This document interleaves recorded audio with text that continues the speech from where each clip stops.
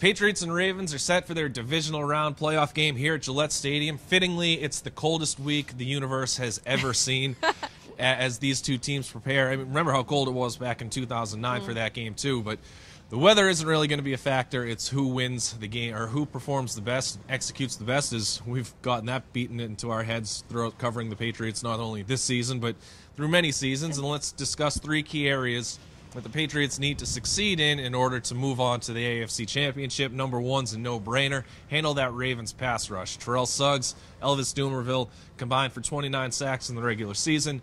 Dumervil had 2 of the 5 sacks Saturday night in Pittsburgh. These guys can get after the quarterback. They don't need to blitz to pressure guys. And one other key stat that really jumps out, in the Ravens' last 4 wins, they have 23 sacks, which is just unfathomable. Yeah, they got to Ben Roethlisberger in the wild card round. They made his life pretty miserable, and you know he's a big, huge guy and fairly mobile. And we've seen in the past they've disturbed Tom Brady. Whether it was Suggs, not Dumervil because he's kind of new to this party. The other thing that they've been able to do is get that pressure up the middle. With Haloti Ngata, who has returned from a 4-game league-imposed suspension. So, big burden, big onus, big everything on the Patriots' offensive line. And Vollmer sat out the regular season finale. Dan Connolly missed the last 2 weeks, which I think was important for him because I think those injuries were really starting to creep up on him, which hurt his play down the stretch. So those were their 2 best offensive linemen. They're both expected back in the lineup. Nate Soldier has also declared himself ready to play. So the Patriots will have their 5 starters intact. You mentioned as long as they can keep Brady upright, they're going to carve up this Baltimore secondary. There are a lot. I mean, they were hurt by injuries. The way that they play, their cornerbacks play off the line of scrimmage 6 to 8 yards almost exclusively. The zone looks that they have, that's all conducive to the quick passes that you saw Brady utilize against the Broncos and Lions earlier this season. Their linebackers get lost in zone coverage quite frequently. Look for Brady to attack that behind the linebackers, especially with Gronkowski, maybe some crossing patterns with the receivers. So again, it all comes down to if they can keep Tom Brady on his feet for about 3 seconds. I mean, that's really all he's going to need because they're going to install this quick passing game in order, as my face freezes off, to exploit that Vince pass says defense. It feels like 80 degrees to him. Come on now. Yeah, he's got a Suck few it more. up. He's got a few more built-in layers than I do. Number 2. Stop that Baltimore running game. Justin Forsett. Speaking of Vince. Yeah, exactly. Justin Forsett has had an outstanding season, 5th in the league in rushing, really came out of nowhere. The guy didn't – he's essentially doubled his career totals from his previous 4 teams since he's been in the league. And a lot of that has to do with Gary Kubiak's scheme. Bill Belichick said this week that Kubiak's offense looks identical right now as it did when he was the offensive coordinator in Denver, the head coach with the Texans. And Kubiak has played Bill Belichick's Patriots 10 times. His running backs have averaged more than 100 yards a game, more than 4 yards a carry, and have totaled 16 rushing touchdowns. They're probably going to be able to run the ball against this Patriots defense that has improved against the run, but they're going to need to make sure they limit that damage.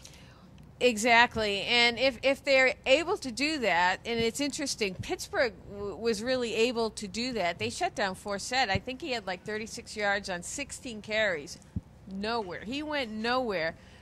So it went back to, Flacco. You want to make Flacco try to beat you, and that's what Pittsburgh was able to do, make them one-dimensional. But if you let Forsett go and you allow them to have 2 things going for them, it's going to make for a longer day for the defense. Yeah, and if you force them to get out of their comfort zone, I mean, Justin Forsett doesn't catch the ball the way that Ray Rice used to, and Steve Smith is the only guy on that team who has more than 50 catches this season. So if you take away the running game, chances are you're going to be able to take away Steve Smith to a great degree with Darrelle Revis, and then you're forcing Joe Flacco to rely upon receivers who aren't averaging more than 3 catches per game over the course of the season. How are you going to be able to generate enough offense to get through this Patriots defense if 2 of your best weapons have been taken away from you? Yeah. And that leads into our 3rd point, which you wrote about this week. Joe Flacco, 13 touchdowns, no interceptions during his 5-game postseason winning streak. Those are good numbers. You can't take that away from Joe Flacco. But Joe Flacco can still be a marginal quarterback at best if you turn him into that.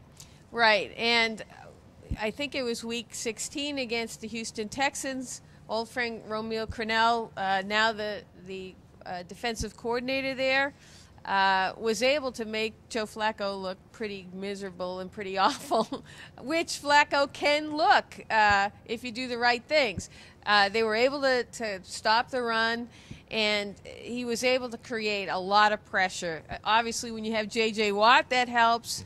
But he dialed up a bunch of different blitzes, a lot of them coming up the A-gap. And as we know, the Patriots have sent Hightower and Collins in those gaps. The Ravens have struggled with a makeshift offensive line due to injuries. Their center isn't particularly good.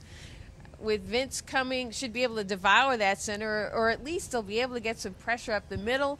Chandler Jones I think is dying to come out of his shell. If they're able to pressure Flacco, if they're able to hit him early, that's the recipe to kind of get him off his game. He was so terrible in that Texans game. That's what you want. Absolutely. So we'll see how the Patriots handle these 3 key areas, and you can follow our work leading up to and running through the game at bostonherald.com and the Blitz blog.